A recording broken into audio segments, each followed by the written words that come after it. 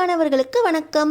நம்ம ஒன்றா இருக்க கற்றுக்கணும் சீரியலில் முருகனோட கேட்ரிங் சர்வீஸ் எப்படி இருக்குது? வீணாக போனவன் உன் சமையல்லாம் லாய்க்கே ஆகாது, எப்படி இருந்தாலும் திட்டு வாங்கிக்கிட்டு கேட்ரிங் சர்வீஸே சரியில்லை அப்படின்னு சம்பளம் கொடுக்காம அனுப்ப போகிறான்.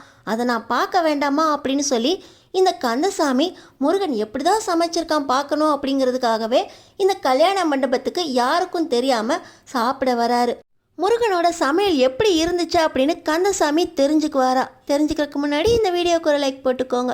ஸோ பார்த்தீங்கன்னா கேட்ரிங் சர்வீஸில் சப்ளை பண்ணுறதுக்கு ஆள் இல்லையே, கடைசி நேரத்தில் வந்து சொன்னீங்கன்னா என்னப்பா செய்கிறது, இப்படி வந்து கெடுத்துட்டீங்களே அப்படின்னு சொல்லி அந்த மேனேஜர் நம்ம முருகனை திட்ட, சார் சார் சார் நீங்கள் தான் சார் ஹெல்ப் பண்ணணும் அப்படின்னு சொல்ல அந்த மேனேஜர் ஒவ்வொரு சர்வீஸ்க்கும் கால் பண்ணி சப்ளை பண்ணுறக்கு ஆள் கிடைக்குமா அப்படின்னு பார்க்குறாரு. ஆனால் எங்கேயுமே கிடைக்காம போக இந்த மாதிரி பார்ட் டைம் ஜாபை வேலை பார்க்குறதுக்கு காலேஜ் ஸ்டூடெண்ட்ஸ் இருக்காங்க, கடைசியாக அவங்கள்ட்ட செக் பண்ணுறேன் அப்படின்னு சொல்லி நம்ம இந்திராவையும் அவங்க ஃப்ரெண்ட்ஸையும் கூப்பிட்றாங்க. இந்திரா அவங்க ஃப்ரெண்ட்ஸோடு இங்கே வந்து முருகனை பார்த்த உடனே இவங்கிட்ட என்னால் வேலை பார்க்க முடியாது, இவன் எனக்கு சப்ளை செய்கிறதுக்கு ஆளாக வேண்டாம் அப்படின்னு சொல்லி ரெண்டு பேரும் குடுமிப்பிடி சண்டை போட பார்த்திங்கன்னா அந்த மேனேஜர் இஷ்டம் தான் வேலை செய்யுங்க, உனக்கு கடைசி நேரத்தில் அப்புறம் வேலை ஆள் கிடைக்காது, இந்த கேட்ரிங் சர்வீஸை இதோடு நீ மூடிட வேண்டியதா அப்படின்னு அந்த மேனேஜர் சொல்கிறாரு. சரி முருகனும் சரி சரி சம்பளத்துக்கு தானே வேலை பார்க்கட்டும் அப்படின்னு சொல்லி இப்போ நம்ம இந்திராவோட ஃப்ரெண்ட்ஸையும் இந்திராவையும் சப்ளை பண்ணுறக்கு விடுறாரு. இந்திரா ரொம்ப நல்ல விதமாக சப்ளை பண்ணிக்கிட்டு இருக்காங்க. இடையில சாம்பார் ரசம் மோர் அப்படின்னு சொல்லி முருகன் பேர் தெரியாமல் முருகனை கிண்டல் பண்ணிக்கிட்டே சப்ளை செஞ்சுக்கிட்டு இருக்கும்போது தான் கந்தசாமி வந்து சாப்பாடு வைங்கப்பா, எவ்வளோ நேரப்பா உட்காந்துருக்குதோ அப்படின்னு சொல்ல பார்த்தீங்கன்னா இந்திரா தான் சாப்பாடு பரிமாறிக்கிட்டு இருக்காங்க. வச்ச சாப்பாடு பாயாசத்தில் ஆரம்பித்து அப்பளம் வரைக்கும் ரொம்ப டேஸ்ட்டாக இருக்குது. கந்தசாமிக்கு இது இவனா செஞ்சான் அப்படின்னு சந்தேகம் வந்துடுது. இந்த அவியலை பார்த்த உடனே ஒவ்வொருத்தராக அவியல் வைப்பா அப்படின்னு கேட்டு வாங்குறத பார்த்து அப்படி என்ன இருக்குது இந்த அவியலில், இவன் இதெல்லாம் கூட நல்லா செய்வானா அப்படின்னு சொல்லி அந்த அவியலை கந்தசாமி சாப்பிட்டு பார்க்கும்போது முதலாக லக்ஷ்மியை பொண்ணு பார்க்க போகும்போது இது எல்லாமே லக்ஷ்மி கலையால் சமைச்ச சமையல் தான், சாப்பிடுங்க மாப்பிள்ள அப்படின்னு சொல்லி லக்ஷ்மியோட அண்ணனுங்க கந்தசாமியை உட்கார வச்சு சாப்பாடு போட்டப்போ அந்த சாப்பாடை சாப்பிட்டுக்கிட்டே கந்தசாமி என்ன சொன்னார், எங்கள் அம்மாவோட கைப்போக்கம் இருக்குது, ரொம்ப நல்லா சமைச்சிருக்காங்க, நீங்களும் என் கூட உட்காந்து சாப்பிடுங்க அப்படின்னு சொல்லி லக்ஷ்மியை உட்கார வச்சு கந்தசாமியும் அந்த அவியலோட சாப்பாட்டையும் லக்ஷ்மிக்கு பரிமாறினார். பொண்ணு பார்க்க போய் பிடிச்சிருந்ததுனால ரெண்டு பேரையும் ஒன்றா உட்கார வச்சு சாப்பாடு செஞ்சாங்க. அம்மாவோட கைப்பக்குவம் இருக்குன்னு சொன்ன அந்த அவியல் அதே போல் இப்போ இந்த முருகன் சமைச்ச அந்த அவியல்லையும் இருக்குது. எங்கள் அம்மாவோட கைப்பக்குவம் உன் கையிலையும் இருக்குடா, அப்போ லக்ஷ்மியோட கைப்பக்குவம் உனக்கு இருக்குதா, லக்ஷ்மி மாதிரியே சமைக்கிறா அப்படின்னு ரொம்ப சந்தோஷமாக அந்த சாப்பாட்டை யாருக்கும் தெரியாமல் கந்தசாமி பந்தியில் உட்காந்து சாப்பிட்டுட்டு இவன் ரொம்ப நல்லா வருவான், அம்மாவோட கைப்பக்குவத்தோட பக்குவம் மாறாமல் சமையல் செஞ்சுருக்கான், வந்தவங்க திருப்தியாக சாப்பிட்ற மாதிரி எல்லாத்தையுமே பரிமாறுறாங்க. ஒவ்வொருத்தரும் சாப்பாடு சாம்பார் ரசம் மோர் அவியல் கூட்டு அப்படின்னு கேட்டு வாங்கி சாப்பிட்றாங்க. ரொம்ப நல்லாயிருக்கு, எனக்கு தான் அப்படி இருக்கும்னு நினச்சேன், வந்தவங்களும் முருகனோட சமையலை புகழ்கிறாங்களே அப்படின்னு சொல்லி சந்தோஷமாக திருப்தியாக முருகனோட சமையலை கந்தசாமி சாப்பிட்டுட்டு இவன் நல்லா வருவான், நம்ம தான் தப்பாக நினச்சிட்டோம், ஒரு 15,000 ரூபா கொடுக்க மாட்டேன்ட்டோமே அப்படின்னு மனசுக்குள்ளேயே முருகனை பாராட்டிட்டு கையை கழுவிட்டு யாருக்கும் தெரியாமல் கிளம்பி போயிடுறாரு. இன்னொரு பக்கம் பார்த்திங்கன்னா முருகன் கேட்ரிங் சர்வீஸை ஒவ்வொருத்தரும் பாராட்டிட்டு முடிஞ்சு போக இப்போ பார்த்திங்கன்னா அந்த கேட்ரிங் சர்வீஸுக்கு ஆர்டர் கொடுத்துருந்தார் இல்லையா, அவர் நம்ம முருகனுக்கு காசு கொடுக்குறாரு.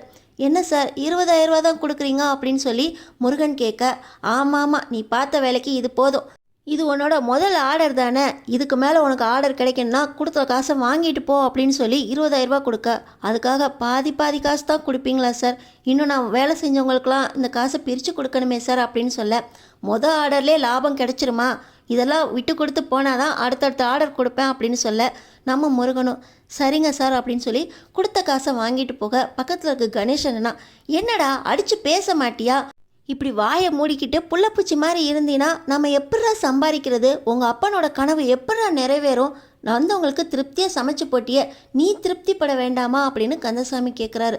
அது ஒன்றும் இல்லை மாமா, வந்தவங்க திருப்தியாக சாப்பிட்டு போனாங்க, இவங்க மூலமாக அடுத்தடுத்த ஆர்டர் எனக்கு கண்டிப்பாக கிடைக்கும், இவரும் அடுத்த ஆர்டர் தரேன்னு தானே சொல்கிறாரு அப்படின்னு முருகன் ஏமாளித்தனமாக பேச, இப்படியே இருந்தீன்னா அவ்வளோதான்டா அப்படின்னு சொல்லி கணேசனா சொல்லிட்டு இப்போ வந்தவங்களுக்கெல்லாம் நீ காசு கொடு சம்பளம் கொடுறா அப்படின்னு நின்று பார்க்குறாரு. இதில் நம்ம இந்திராவும் இருக்காங்களே, இந்திரா என்ன ஏமாலியா கொடுத்த காசை வாங்கிட்டு போகிறதுக்கு? சப்ளை செஞ்சவங்க ஒவ்வொருத்தருக்கும் 500 ரூபாய் அப்படின்னு கணக்கு பண்ணி 5 பேருக்கான சம்பளத்தை முருகன் அவங்க மெஸ்ஸு மாதிரியே கொடுக்குறாங்க. பார்த்தீங்கன்னா இது என்னையா உன் மெஸ்ஸு நினச்சியா? வந்தவங்களுக்கு 500 ரூபா சம்பளம் கொடுத்துட்ருக்க. ஒரு பந்தி பரிமாறக்கு ஒரு ஆளுக்கு 750 ரூபா கொடுக்குறியா என்ன அப்படின்னு நம்ம முருகன் கிட்ட இந்த இந்திரா ரொம்பவே தட்டி பேசுகிறாங்க. அதெல்லாம் கிடையாது, நான் இவ்வளோ தான் கொடுப்பேன், திடீர்னு தானே வந்தீங்க, அவ்வளோதான், இதை வாங்கிட்டு போங்க, அடுத்த ஆர்டர் உங்களுக்கு கொடுக்குறேன் அப்படின்னு சொல்லி முருகன் எப்படி அந்த கேட்ரிங் ஆர்டர் நம்ம முருகன்கிட்ட பேசி அடுத்த ஆர்டர்னு சொல்லி ஆசை காட்டினாரோ, அதே போல் முருகனும் இந்திரா கிட்ட ஆசை காட்டி அடுத்த ஆர்டருக்கு கூப்பிட்றேன் வாங்க அப்படின்னு சொல்லி 500 ரூபாய் மட்டும் கொடுக்குறாரு. ஆனால் இந்திரா லேசுப்பட்ட ஆள் இல்லை. இப்போ என்ன பண்ணுறாங்க, ஃபோன் எடுக்கிறாங்க. 5 பேரை நிற்க வச்சு இவங்க அவசரத்துக்கு நாங்கள் 5 பேர் வந்து சப்ளை பண்ணோம், ஆனால் இவர் அவங்க மெஸ்ஸு நினச்சிக்கிட்டு 500 ரூபா தான் கொடுக்குறாரு, 750 ரூபா சம்பளம்னு இவருக்கு தெரிய மாட்டேங்குது. இது எல்லாமே இன்ஸ்டா ஃபேஸ்புக்கில் பரப்புங்க, அப்போ தான் எங்களுக்கு நியாயம் கிடைக்கும், நியாயம் கிடைக்கும் வரை இந்த வீடியோவை ஷேர் பண்ணுங்க அப்படின்னு சொல்லி வீடியோவை பதிவு பண்ணி இதை நாங்கள் போடட்டா இல்லை காசை கொடுக்குறியா அப்படின்னு முருகன் கிட்ட மிரட்ட. வேண்டாம் வேண்டாம் அப்படின்னு சொல்லி முருகன் பயந்துக்கிட்டே இந்தாங்க அப்படின்னு சொல்லி மிச்சம் 250 ரூபாயும் ஒவ்வொருத்தருக்கும் தனித்தனியாக கொடுக்க, அந்த பயம் இருக்கட்டும் அப்படின்னு இந்திரா மிரட்டி கிரட்டி முருகன் கிட்ட சமாளிச்சிடுறாங்க.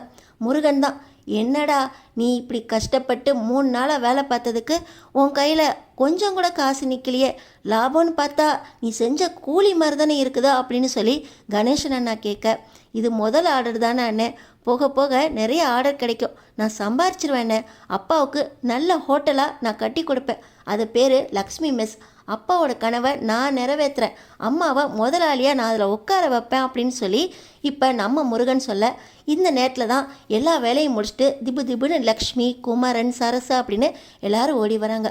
நீ சமைச்ச சாப்பாட்டை நாங்களும் சாப்பிட்டு பார்க்கலான்னு வந்திருக்கோண்டா அப்படின்னு சொல்லி 3 பேருமே வர, உங்களுக்கு இல்லாததாம்மா அப்படின்னு சொல்லி 3 பேரையும் உட்கார வச்சு முருகன் சந்தோஷமாக பரிமாறுறாரு.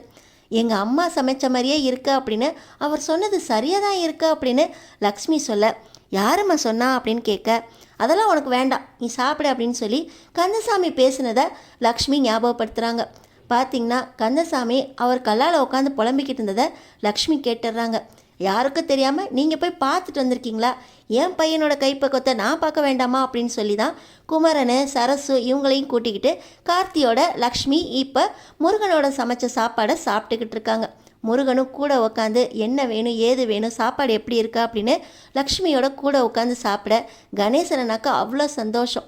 இப்படி குடும்பமாக ஒத்துமையாக ஒன்றா இருக்கிறத பார்க்கும்போது ரொம்ப சந்தோஷமாக இருக்குடா, இப்படியே கந்தசாமியோட கனவு மட்டும் நிறைவேறிச்சுன்னா நான் லைஃப் ஃபுல்லாக சந்தோஷப்படுவேண்டா அப்படின்னு கணேசனா ரொம்ப சந்தோஷமாக முருகனோட ஃபஸ்ட்டு கேட்ரிங் சாப்பாடை சாப்பிட்டுக்கிட்டு இருக்காரு.